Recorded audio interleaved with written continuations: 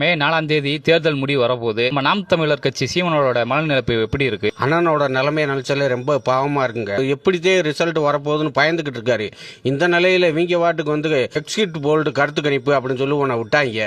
திமுகன்னு ஓடுறாங்க, அதிமுகன்னு ஓடுறாங்க. நேற்று தொடங்கின தாவேக்கா கட்சியை போட்டு இத்தனை சீட்டுன்னு போடுறாங்க. பேருக்கு கூட நாம் தமிழர் கட்சின்னு போடலைங்க. அதை பார்த்து பார்த்து அழுதுட்டாருங்க. எனக்கே சங்கடமாயிடுச்சு. நேற்றுலாம் பார்க்கணும், அப்படியே புலம்புனாரு. வந்து தூக்கத்தில் அரை தூக்கத்தில் சொல்றாரு, இத்தனை நாளாக நாயா கத்துறேன், தொண்டை தண்ணி வறுத்தா கத்துறேன், என் முகம் கலரே மாறி போச்சு பிரச்சாரத்துக்கு போய்.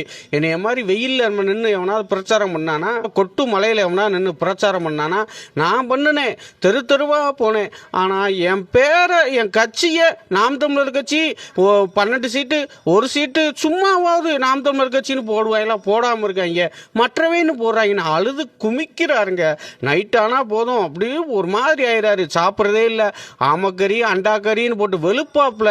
ஆனால் எதுவுமே சாப்பிட்றதில்ல. மான் ஊறுகாய் தொட்டுக்கிற வச்சா கூட அதை கூட வேணாம்னு சொல்லிடுறாருங்க. சாப்பிடவே மாட்டுறாருங்க. வெறும் பச்சை தண்ணியை குடிச்சுக்கிட்டு இருக்காருங்க.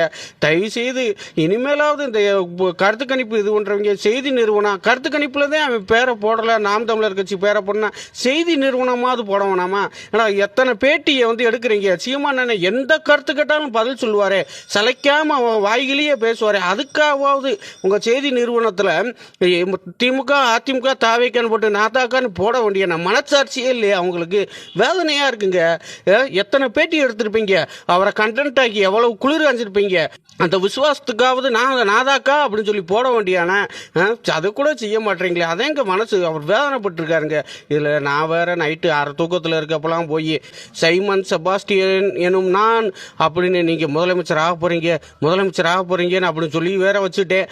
அதை வேற திடீர்னு நைட்டு வந்து அலறாப்ல, சைமன் செபாஸ்டியன் எனும் நான் அப்படின்னு சொல்றாப்ல. முத்துவேல் கருணாநிதி ஸ்டாலின் எனும் நான் இவர் சொன்ன மாதிரியே இவரும் சொல்லி வேற இது பண்றாப்ல. நடக்காதுன்னு நமக்கு தானே தெரியும். பாவம் சீமானே மனநிலை என்ன ஆக போதோ. இப்படியே இருந்தா அவ்வளவுதான். தமிழை போற்றி.